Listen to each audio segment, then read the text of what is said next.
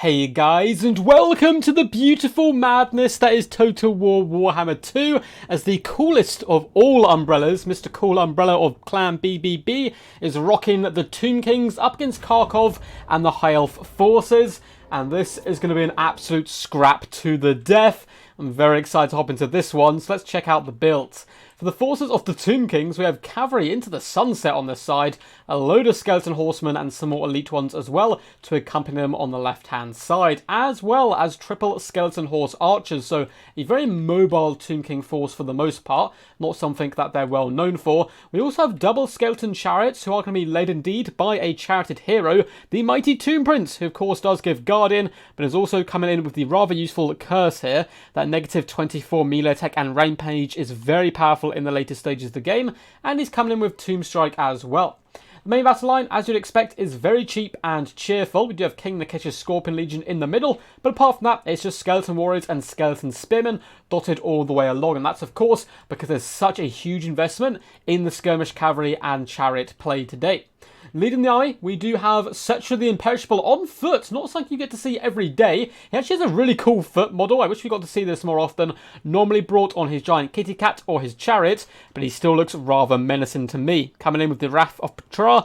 We also have the Incantation of Protection, Incantation of Cursed Blades, all of that juicy good stuff. Really fun build. Let's see how it fares up against the High Elves. We have an Archmage Fire in the sky. Fireball, Flame Sword of Rune, and Burning Head are the weapons of choice. We have Rangers dotted along the front line, backed up, it would seem, by double Lothran Sea Guard, as well as the Talons of Tor Khalida in the centre, who are themselves are protected by the Keepers of Flame. One of the most badass, bad to the bone elite warriors in the Old and New World combined.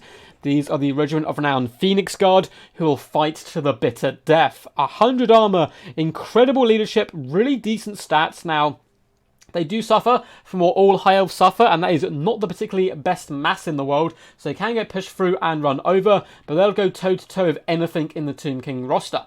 We do have a Handmaiden of the Everqueen down in the central portion, alongside the Lawmaster of Hoeth, coming in with Earthblood and Spirit Leech. On the far side, we have the Fireborn, Regiment around Dragon Princes, and that is going to be it for the build. There's a Flamesfire Phoenix to accompany the Archmage of Fire. Of course, fire very powerful up against the Tomb Kings.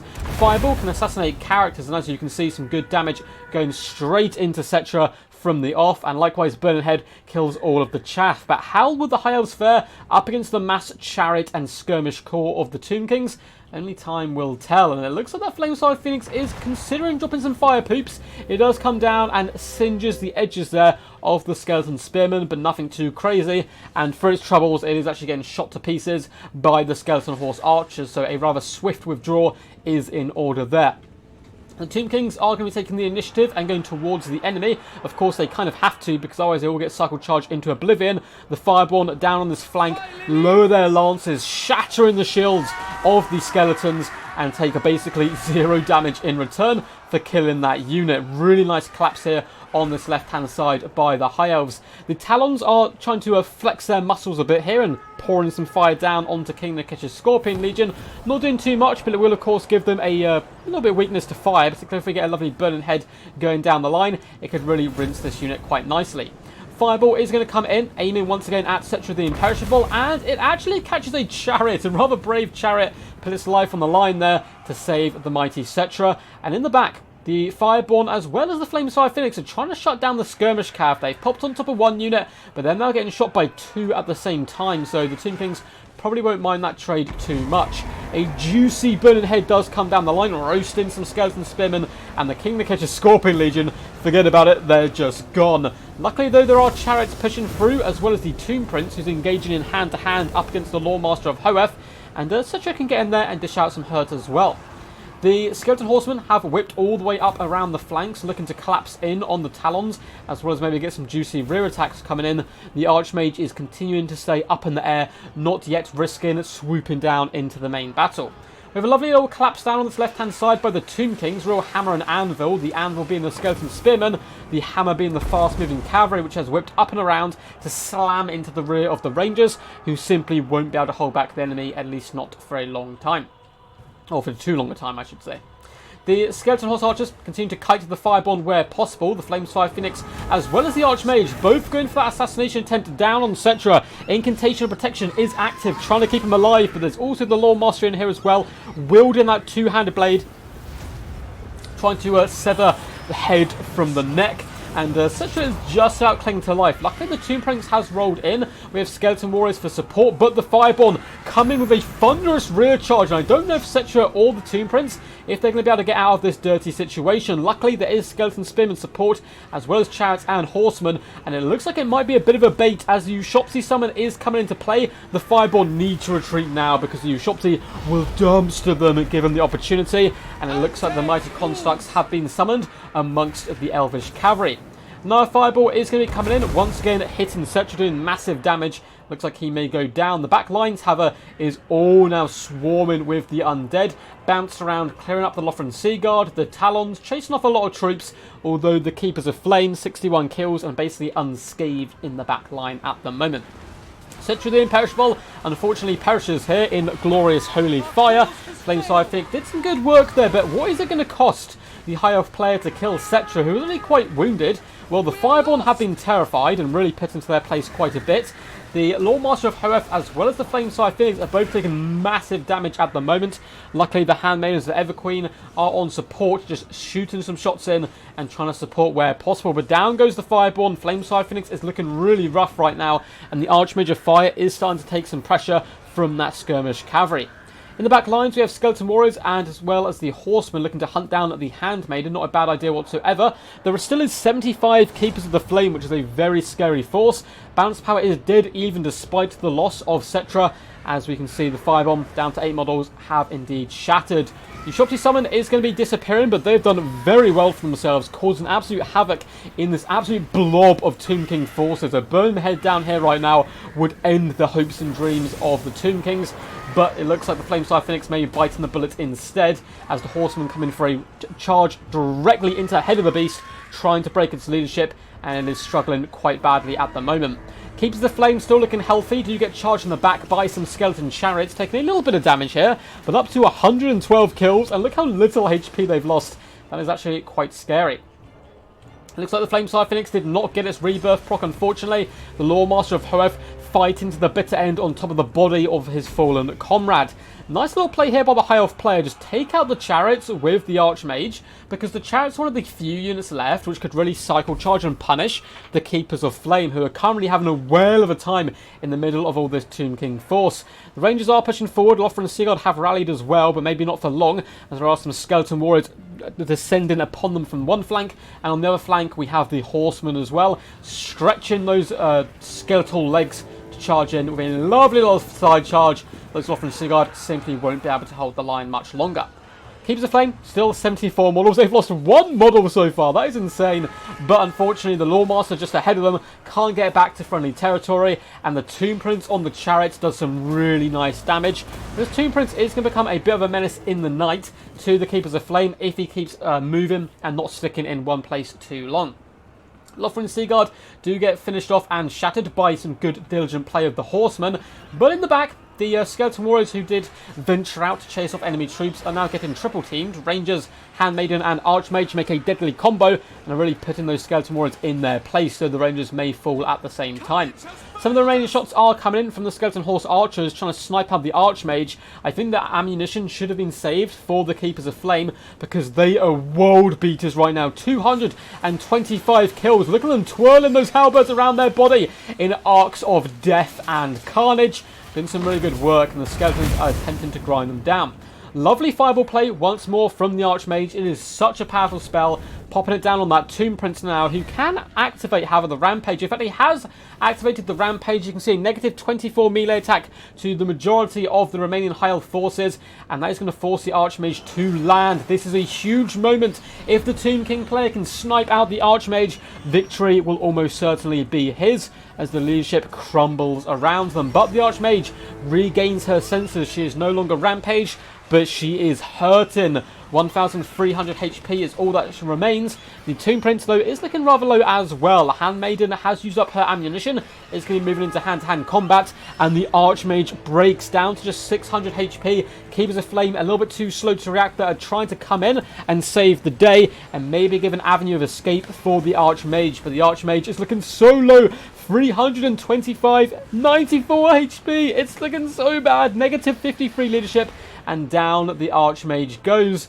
But the Keepers of Flame still hold strong, just shy of 300 kills and still 68 models. There is not that much left for the Tomb Prince forces, or the Tomb King's forces I should say, but the Tomb Prince is leading them right now. He needs to deal with the Keepers of Flame, because the Horsemen, they're not going to cut it. The Spearmen, they're not going to cut it either, and it looks like we are out of ammunition. Balance power still dead even as the Handmaiden of the Everqueen is dealt with here. The Tomb Prince, 9 kills, not doing a huge amount of kills today, but I think his damage value is going to be very impressive. It is already 2.3k damage value, and there goes the Handmaiden now. I think he should dispatch some horsemen to chase her off, because this Tomb Prince is needed right now on the Keepers of Flame. He has to fight them while he still has infantry and chaff support, so he can cycle charge them as much as possible, and that looks like it's just what the Tomb King player is going to be doing. Rolling in dirty here with the Tomb Prince. Tomb Strike is popped, trying to cause terror. Extra melee attack, base weapon damage, with the Keepers of Flame having none of it. Their leadership starting to get on the lower side of things, however, but still 323 kills. They are not immune, however, to psychology, so Terror Out could end this game in a swift second if this Tomb Prince gets in there and does enough damage. Keepers of Flame just about clinging on. I believe they do cause fear themselves, which won't be too useful in this situation, but I suppose it counteracts the fear the enemy do bring to the table. Handmaiden still clinging on to life somehow, though she is being chased away. Keepers of Flame getting very low now. Still 45 models, but their HP is starting to dwindle. Tomb Prince is once again lining up another strike onto the Keepers of Flame to try to get in there and break them as that charge swoops in from the chariot. Big burst damage coming in. You can see a load of puffs of flame as the Keepers of Flame themselves do get extinguished from this realm. You can see they blow up with their death animations. Very cool animation, I should say. I really like it. It's very cool and thematic. Skeleton Spearmen and Horsemen are trying to hold on against the Keepers as the Tomb Prince once again swings by for that hit-and-run drive-by approach. He's up to 38 kills now. I believe that's about 30 kills on the Keepers of Flame alone. Not bad, but the Keepers are still nearly 400 kills, and down goes the chaff support. The Tomb Prince needs to disengage now, come over here, shatter the Handmaiden of the Everqueen, and then use the Horseman, I suppose, as chaff. It looks like that is what he's going to do, but he may have taken too much damage at this point. Balance power is actually in the Heil favour. Tomb Prince is starting to crumble, his leadership is dwindling, and I don't think he's going to stick around long enough to be able to help out these horsemen who do come in with a charge. This is going to be their best bet. You can see the Keepers of Flame, they ready themselves, they steady themselves, and they brace, ready to face the onslaught. And in comes the chariot, in come the horsemen, but the Keepers stand firm, twirling those halberds around, cutting down enemies left, right, and centre. It looks like the Tomb Prince, unfortunately, has gone down there, and the horsemen are starting to waver. Keepers of Flame, only 900 HP left. Seal the victory for the mighty High Elf forces. A valiant defeat by the Tomb King player. Well played, Cool Umbrella. That was an absolute madness game. But Kharkov, take your elvish hat off and tip it to the camera right now. You played amazing. The Keepers of Flame, 408 kills. That really was an adrenaline-inducing game, which is... I'm recording this kind of like at midnight right now, and I was like, oh, I'm going to be a bit too tired to cast, but that really does get the good old blood flowing. Keepers of Flame, 408 kills, 28,230 damage dealt, 2,700 damage value. That's a round of applause for you guys. They performed absolutely amazing. Now we will delve into the damage dealt, damage value, and kills of all of these units in just a second. But if you guys enjoyed this video, make sure to leave a big fat thumbs up. Subscribe to the channel as well for more content like this into the future, as well as a comment down below. What did you think of this game? Did you think that the High Elves could do that ridiculous comeback? What did you think of the Keepers of the Flame and this very fun thematic battle?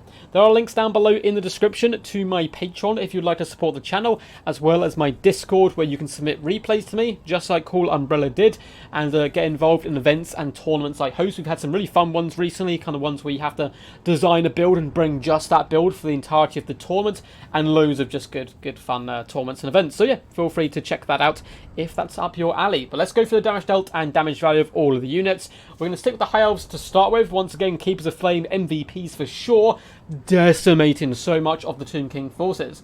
Archmage of Fire, though, was also very potent and very deadly. Over 2,000 damage value, 100 kills, over 12k damage dealt, some nice burning heads, and more importantly, those fireballs, assassinating Settra and getting the Tomb Prince low enough that the Keepers of Flame could seal the deal. It's kind of cool to see a Handmaiden of the Everqueen on foot. They're almost always on horseback. 1.2k damage value and 40 kills, not too shabby. Loremaster of Hoeth did 1,123 damage value. I'm seeing more and more people bring him as kind of a support caster. So he's not your main mage, but he comes in with Spirit Leech just to help assist take down enemy characters. Rangers across the board kind of got dumpstered on, unfortunately, due to the heavy amount of shock cavalry and good play by Cool Umbrella to trap and encircle his opponent. Keepers of Flame, once again, absolutely amazing. Lothran Seaguard did pretty solid, though. 889 damage value and 608.